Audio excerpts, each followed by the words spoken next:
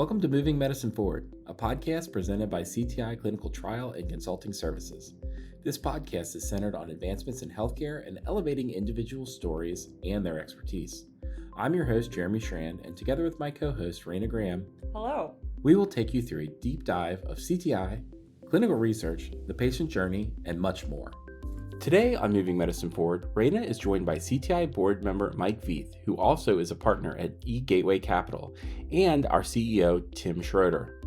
They discuss venture capital and funding in the biotech industry and how it is affecting the future of drug development. Take it away, Raina, Mike, and Tim. Mike, if you could kind of go over your background in venture capital and kind of how you got involved with CTI. I know you've been on the CTI board, kind of your path to connecting with CTI. Sure.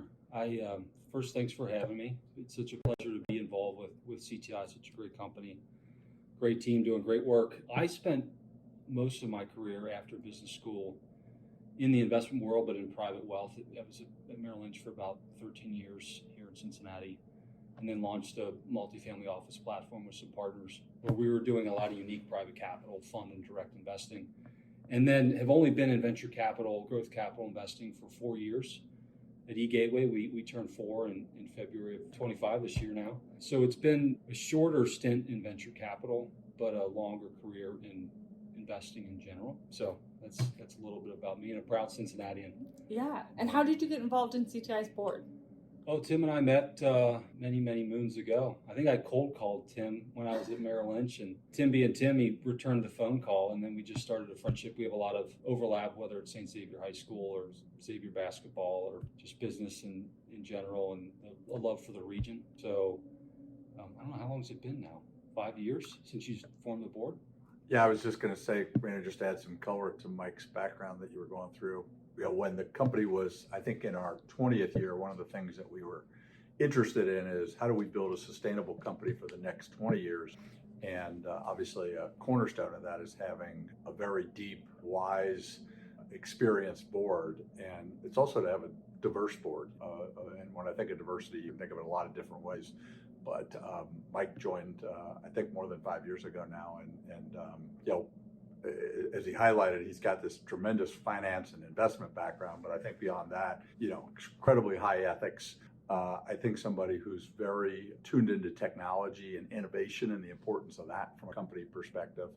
And, is a really, really just exceptionally good person, as talented as he is, wonderful husband, father, and espouses all the values that you want to have, around leadership in your organization. So we've been blessed, that he's been part of the board, like I said, for more than 5 years now.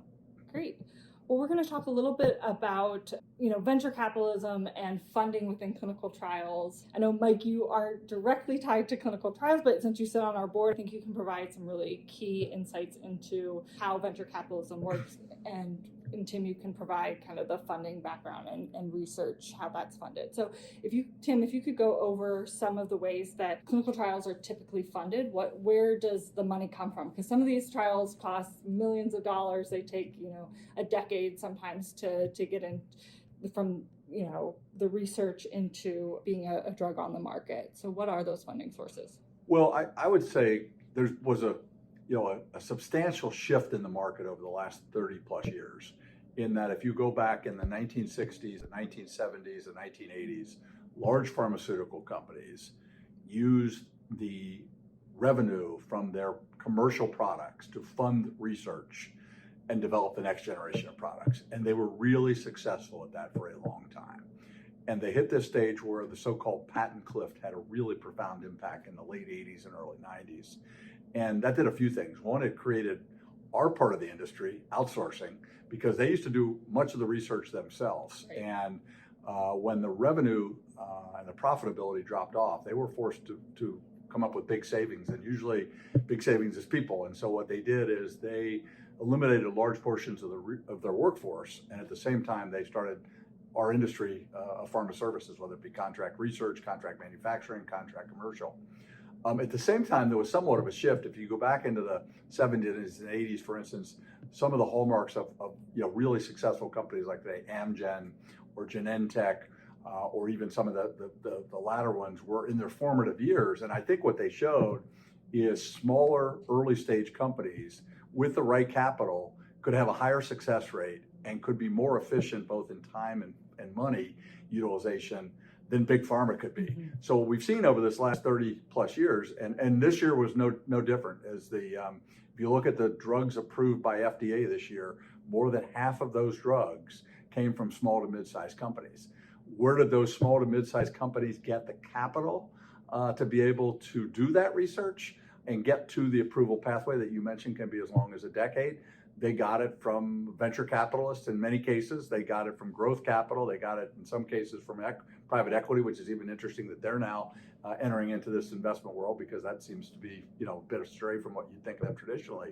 But really, that's become the hallmark of venture capital funding now ultimately having their impact on well over 90% of all the drugs that get approved, someplace or other in the chain. But in many cases, it's the early funding that gets these things through the preclinical or non-clinical stage into the research trials in humans. What is the unique role venture capital plays in addressing the hurdles in acquiring funding for clinical trials, maybe compared to other funding sources? Well, I think it's like any other industry or sector of industry, is there has been an evolution, and I would say venture capital in general has become extremely sophisticated. Prior to us starting CTI, I was a co-founder of a biotechnology company back in the early to mid 1990s. And we were fortunate that after our friends and family money ran out and we had moved our first product into the clinic, we got Sequoia Capital, which is a well-known venture capital firm that's been around for decades and decades and associated with many of the, not just healthcare successful companies, but many of the technology ones, many of them across different industries. They came in and they were our lead investor, which allowed us to get other investors, which ultimately allowed us to get to the public markets. But I have to say, that was not a sophisticated process back then. Now, through a whole series of regulations like Sarbanes-Oxley, there's a level playing field relative to all investors and all information being shared. But most of the venture capital firms that CTI deals with have very, very high level sophistication. They have all the analytics at their disposal. They have the top talent in many cases, including scientists and physicians, commercial experts, et cetera. And then, of course, they have large pools of money behind it that they can diversify across many companies, because the success to failure ratio is extremely low. If you think about venture capital, if you're hitting 1 out of 10 or 2 out of 10, you're probably above the average in that regard. When you do have a hit, it's usually, using the baseball analogy, a grand slam home run, which is returning sometimes 20 or 40 or 60 times your original investment. But you have to offset a lot of the losses in doing that. Speaking to the risk component, Mike, can you provide the venture capital's perspective? How do you find the balance on a high-risk investment, such as a clinical trial, between needing to see returns as an investor, but also, of course, wanting to see advancements in the industry? Sure, I think and we play a little bit further down than venture, more in the growth area, but it's really a game of math and portfolio construction from a venture capitalist perspective. So you have to Tim's point, if 1 or 2 out of 10 carry the day, you have to make a lot of bets, right? And when you're looking at these things, it always comes down to the people. Venture capitalists are investing in technology, but the technology is created and led and pushed forward by people. So I'm sure a lot of, when Sequoia was assessing your company, they were looking at Tim and his team, what they'd done in the past. Can they attract talent, what we call a talent magnet? So you look at track record of the people, and you look at their ability to lead, and like anything, how do they address uncertainty and difficult times, and their ability to do that in the past. So that's a big part of it. It's really people at the end of the day. But I would say that if venture capitalists or venture capitalism was created for one specific thing, it would be biotech, right? Because the chances of anything getting through the process of clinical trials to the market and the microscope that they go through, it's venture capitalism that drives a lot of that. And to Tim's point, what was the stat? You said over 50%? I bet that number goes up over time, because I think these large pharma, big companies are now outsourcing innovation and letting the venture firms do all that hard work. And then they're, for a whole host of reasons, will just take it when it's been de-risked, whatever that might mean to them, So I think venture plays a huge part in this space and will continue to play a bigger role, which is a great thing. We need more of it. And I think you're going to find, to Tim's point, sophistication. Like our firm, we're focused on certain areas. A lot of these big venture firms are almost too big now. And they're trying to do everything. They're kind of a generalist. But I think you're going to find more venture firms, especially in biotech and healthcare, that are focused on one part, right? Or one area of need, and like CTI, right, around rare diseases and cell and gene therapy. So I think that specialization is another thing that will continue to get more advanced in the space going forward. What are some of the other ways beyond just providing funding that venture can help with clinical research or other companies in general? What role can they play beyond just the funding? Well, we often say we want to be more than a check to our companies, and I would hope and think that most founders in the biotech space are looking for a true partner, because this is a marriage. Right. And I'd like to hear Tim's perspective when he selected Sequoia. I mean, you have to be rolling up your sleeves and getting in the day-to-day with the companies and being there when they need help with a potential customer, or in the regulatory space, who do you know there, and to get things done more effectively. And sometimes just to listen, right? When things aren't going well, because that's naturally going to happen. You have to be a partner, because there's a lot of money out there and it's a commodity. And so I think a lot of these founders are going to find the best partners are more than a check, someone that can really be an extension of their team. Right. And help in a specific way. And as you said, venture might be going more towards specialization, and then having that knowledge and the connections to different industry leaders and key players would be helpful as well. And the best investment firms build not just their internal teams, but the community that they build around their firm of experts or advisors, former operators, that they can pull into opportunities to help their companies think differently or get something done is something that is hugely valuable. Probably, if you think of our microcosm just for a moment, we have the JPM Healthcare Conference. It's in some ways a feeding frenzy of anybody around the industry all coming together in San Francisco for 4 or 5 days. But in our case, for instance, we'll probably have 50 plus meetings over those days. Some are with existing sponsors, some are with new sponsors, but many are with investors. And as Mike alluded to, having those investors being part of your board and having that breadth of experience in your decision making of whether it be prioritizing which assets to acquire and move forward, which investors to take more funding from, which pharma partners you should be doing. There is a real expertise and a real, I think, deep set of people with a lot of success that breed more success. And so, it's a small community, especially that focuses around life sciences or healthcare relative to the larger investment ecosystem. How does a CRO help facilitate those relationships with like a venture capital company or, grants or funding? You're meeting with these funders at JPM, but how do you then facilitate that with these small biotechs? Well, thinking of that, I literally was going through just this week some of our meetings from last year's JPM conference. And I'll just give you one example. An emerging company with some technology in the neurodegeneration gene therapy space. And it's a company we have done regulatory work over the last couple of years to get them to the point of the IND being filed and getting ready to treat the first patients in the world for a treatment for potentially ALS, which obviously is a terminal disease that's devastating to not just the patient, but their family and friends. And unfortunately, we have very little to offer there. But as an example, we at CTI have worked with the regulatory authorities at FDA and European Medicine Authority and others around the world to know what kind of study design do they expect, what size of the study do they expect, what endpoints in the study are the ones that they would consider meaningful.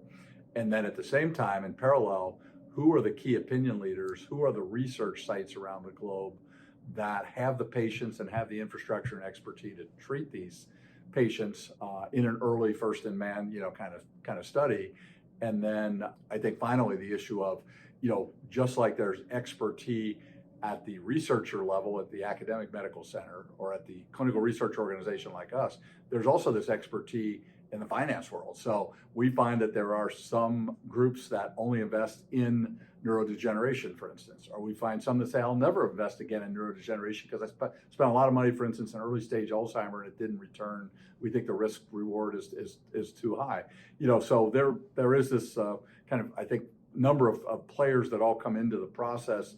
And for us, because we tend to work in these same spaces over and over again, they get to know us, we get to know them. So it's really common, even for a brand new emerging biotech or biopharma company that's considering working with CTI, to say, I need you to talk to my board and make sure that the board approves our choice of you as the CRO. Well, in many cases, those are board members that we work with in one of the other companies in their portfolio. And immediately there's a credibility factor. They may not know this study or this disease specifically, but they know the shared expertise and passion. And I think that is really important, especially for some of these companies that need to move so quickly. And unlike the big pharma, they don't have a safety net. In many cases, their next level of funding is only achieved if they hit the milestones that are out there. So it's really, I use the analogy of the acrobat walking across the tightrope with no net underneath. If a big pharma company fails, even their biggest program, there are many more assets and a lot more dollars to fund the next ones or the ones going on at the same time. That's not the case a lot of times for these emerging companies. A lot of, Mike, you kind of spoke to this earlier, a lot of your decisions, it's data, it's probability, but how does the integration of data analytics and artificial intelligence influence investment decisions in clinical research and just investments in general? Yeah, I would say that almost, at least in our world, almost every investment that we've made in tech, if there's an AI or ML component to it that's been going on for a long time, and now it's the buzzword of the day. The progress of change and growth in this space, it feels like now's the time where a lot of this stuff is really starting to pay off. I would say in as it relates to CTI and companies that they work with, but also as a CRO operates, there's a lot of this technology that can optimize any process for any business.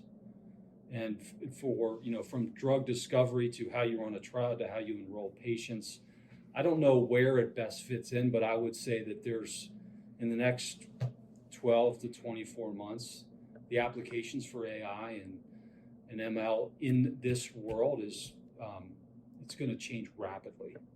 And there's going to be some applications that drive tremendous optimization to how CTI runs their business and how a lot of your clients are running their business. I don't know how exactly that's going to play out, but it feels like now's the time where a lot of the investment in this AI ML world is now starting to come to form. That's my perspective, but I'm interested to hear Tim's as well. I think to your point, Mike, the drug discovery side, there's no question when you think of millions of computational algorithms to look at which version of a drug should be put forward over others, hugely valuable.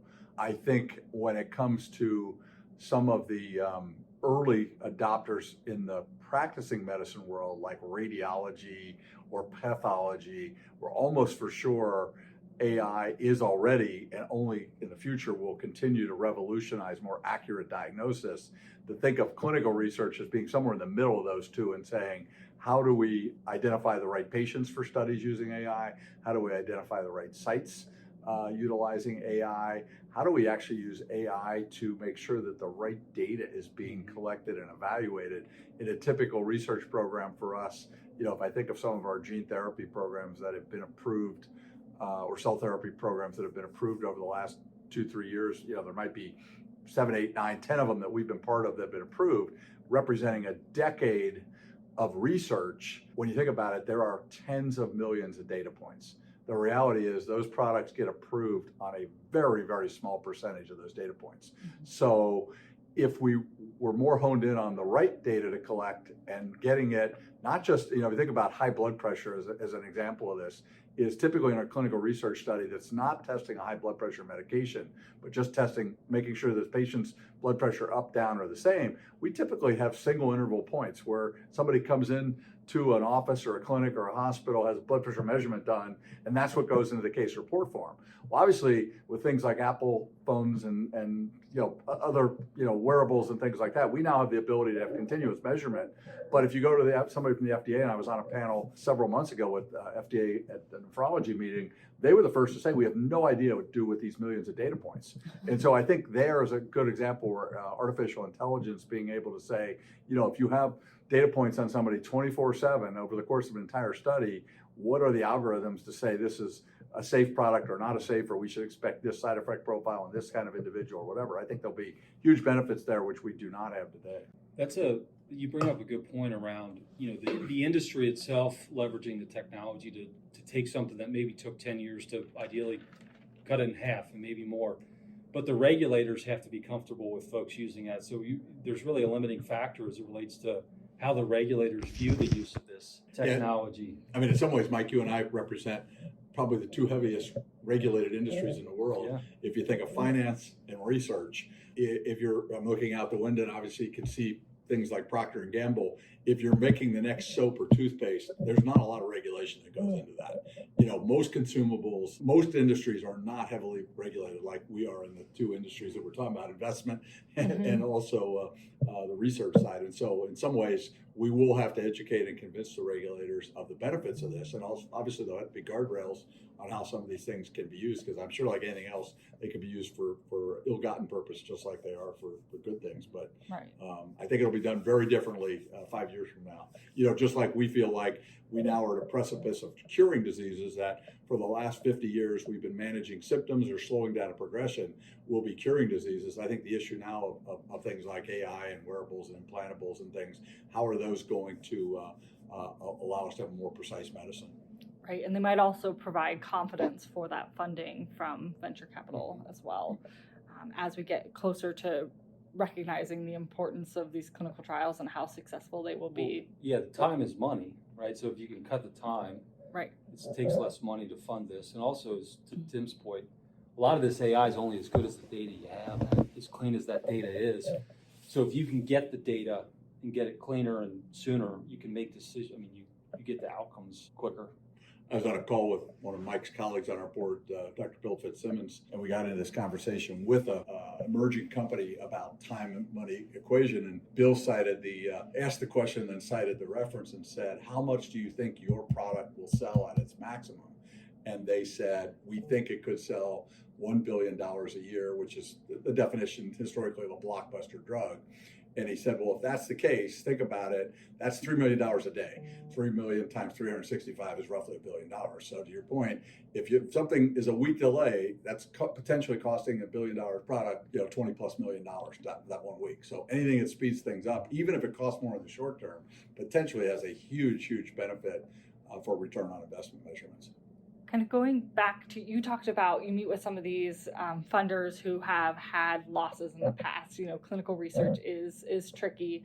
Mike, from a financial side, what are some of the typical exit strategies that a VC company might have, and how would that influence funding decisions?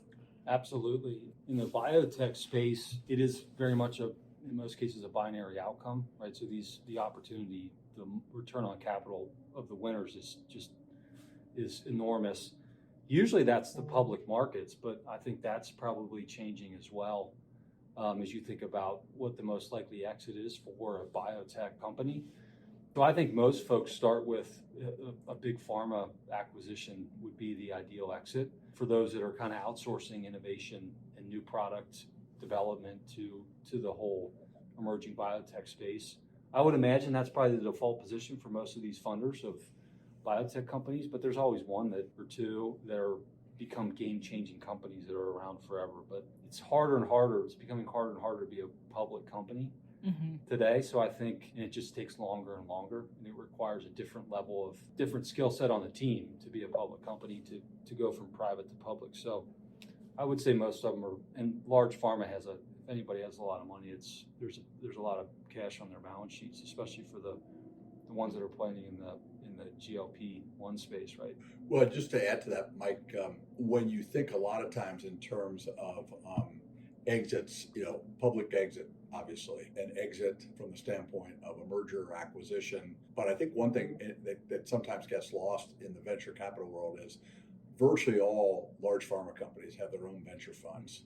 And those operate in some cases completely independent from the company, in other cases as part of the larger company. And so in some ways, when you have an emerging company at the earliest stages, if you can get a large pharma to have their venture fund actually invest alongside other VCs, you have an automatic credibility, and two, there certainly is the perception, whether it's reality or not, that they're going to pay closer attention for future investments or an acquisition of a product that they've been, or a company that they've been part of from inception, kind of thing. So I think that's the other thing. We tend to think of the traditional venture capital investor, but to think in terms of large pharma being an investor. Mike, you introduced me to a mutual friend of yours just recently from one of the 10 largest pharma companies in the world, where they spoke, about the number of opportunities that they had come across their desk, which would rival any VC for sure, but then two, also the breadth of the investments that they were making. And a lot of those big companies are investing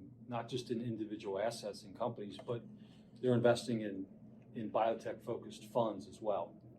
So that just increases the aperture of the things that they can look at. Because it's a game of, you have to look at a lot of stuff and you have to place a lot of bets. Right. How does your venture capital experience influence your decisions on CTI's board? Well, probably in several key ways. One, the companies we invest in, we either sit on the board or we're a board observer. So being in the boardroom, in conversations around what's a high functioning board look like, what's the purpose of the board around governance and being helpful, as opposed to, there's some that aren't, right? So right. I've seen enough to know what a high functioning board looks like, and certainly CTI has a high functioning board where everybody is bought into the mission, the vision of the company, and just trying to get everybody, like any team, into the swim lane of where does my skill set add the most highest and best use of my time to add value to Tim and the rest of the team at CTI. And I think the board, everybody has their own, to Tim's point, there's a lot of diversity around skill sets and perspectives and networks, and so there's a lot of that. I naturally go to growth, so any opportunity to introduce Tim or Savannah or somebody from the team to a potential customer or distribution point to drive revenue is where I think I can be most helpful. How do you think the board plays a role in keeping CTI at the forefront of scientific innovation and within the industry? Yeah, I would say that's the other thing I didn't mention is I think just investing in technology and seeing how it transforms businesses. I think I can bring that to help CTI. We're at this interesting moment in time where I think technology is going to transform how any business operates more efficiently and more effectively. And there's a lot of business that hasn't adopted technology. So I think there's an interesting moment in time to focus on where do you place those bets to drive efficiencies in the business. So I would say that's from a tech perspective. And then COVID, really for this industry, it's interesting having you formed the board, I think right before COVID, there was a ton of focus on this space and a lot of money was raised. I think a lot of that money is still sitting there to be invested, given that it's been a difficult macro environment the last couple of years. But I think you'll see a lot of that kind of focus back to tech driving healthcare and biotech. To Tim's point, curing things as opposed to treating them. I think you'll see a lot of that, transformation happening in this space going forward. I think about it, and I had there's some parallels to when we started the company, and to Mike's point, we had it largely inside board for the first 15 to 20 years, and then only in the last half dozen years or so did we really grow a deep, talented group of people from the outside world, and most are not in the healthcare or life science space, so we do have this diversity of thought on the board. And it's interesting because I think all of us have experience with companies where either because of the ownership or because of the industry they're in, that we tend to think in 13-week intervals, meaning one quarter, is how do we do something in a quarter, because that's what our shareholders in the outside world tend to think of. We have the latitude at CTI where rather than think of quarters, we think of decades. And I think that's where having a group of people that come from, we have one board member who's a chief marketing officer at Procter & Gamble. We have another board member who was former president of GE. We have one who was a chief commercial officer at Tyco, in addition to Mike and Bill and others that I mentioned before. Deep history in the accounting and the finance world. I think having that kind of a diverse group around you and having people come from both extremely large, successful public companies as well as emerging private companies, everything in between, there's almost no situation that can arise where several board members haven't already seen that personally. And I think having that in the room is invaluable. And it reminds me, like I said, back to the early days of the company where our initial executive team was people who were extraordinarily experienced. They were C-suite people that came from companies 10 to 100 times bigger than CTI. And we had 50 people in the organization at that point in time and had 5 or 6 executives that came from companies with 500 to 5,000 or more employees. And people would say, how did you get this executive team? I would say the question that I get that's similar today is, how did you get this board? Right. And I think, as Mike highlighted, one, these are all extremely talented, successful people, but they are better people. As successful as their careers, they're better individuals at life and about caring. And I think the real attraction to them is the mission of the company. And I think that aspect of knowing, you can build a culture where certainly there are financial underpinnings where you have to perform, but beyond that, to be able to say, lots of people get to make a good living. We get to make a difference at the same time we're making a good living. And I think that's where the board that we have is one that just embraces that concept and gets completely that it's not to denigrate any other industries or other companies, but we're in a pretty unique setting in doing what we get to do and to make a living at the same time.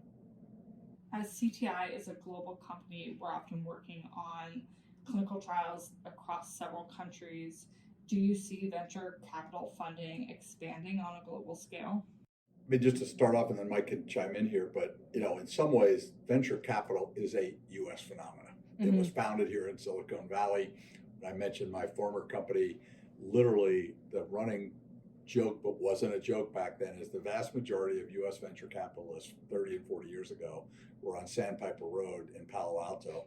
And they didn't used to invest in 8 companies unless they could walk to your office because they didn't want to get into a car and drive. Obviously, that has expanded, but the U.S. still leads venture capital financing in a huge, huge way. It's not to say there aren't some phenomenal organizations, for instance, in Europe or Asia or Middle East is coming on very strong in venture capital financing.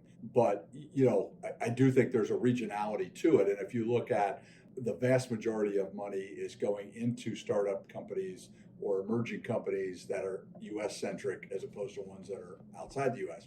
That will likely change over time, just like it used to be in the U.S. that almost all biotech spending took place in California or Massachusetts or North Carolina. Right. We're now seeing, in our own backyard and lots of other places in the middle of the country that there's tremendous intellectual property coming out of universities. There's some great enterprise, startups that are appealing to lots of people. I don't think we have the market capital, but the capitalization in the U.S. these can be done other places, but at least for now, it still is the leading place for venture capital to invest and get major returns. So by definition, the U.S. stock exchange is usually the exit point if you're going to get public, not necessarily a European stock exchange or Canadian or something else. But I do think, certainly a broad global venture capital, scheme is obviously positive for everybody because if you're investing there, you're likely to get earlier access to whatever those technologies are. Tim brings up a great point around the concentration of capital on the coast, especially as it relates to biotech, and the concentration of talent and assets in those places. That's certainly true. We think that that's going to change as well. There's so much great research being done in the middle of the country that it's been overlooked, and I think you're going to find a lot of opportunities outside the typical places in the biotech life sciences space. I don't know if you're seeing that today in your client base and folks you talk to, but we're certainly advocates of that in our strategy. We call it the corridor of commerce. Really, the movement of goods has always come through the middle of the country, especially Cincinnati, Ohio. But we have a right to win in biotech life sciences, and especially in the manufacturing of some of these products and assets and drugs that have to get quickly to people. There's no better place to have a presence and the movement of these things than right here in Cincinnati, Ohio. Well, you mentioned, Mike, this issue earlier relative to COVID, but if you think in terms of acuity where you have to produce something quickly.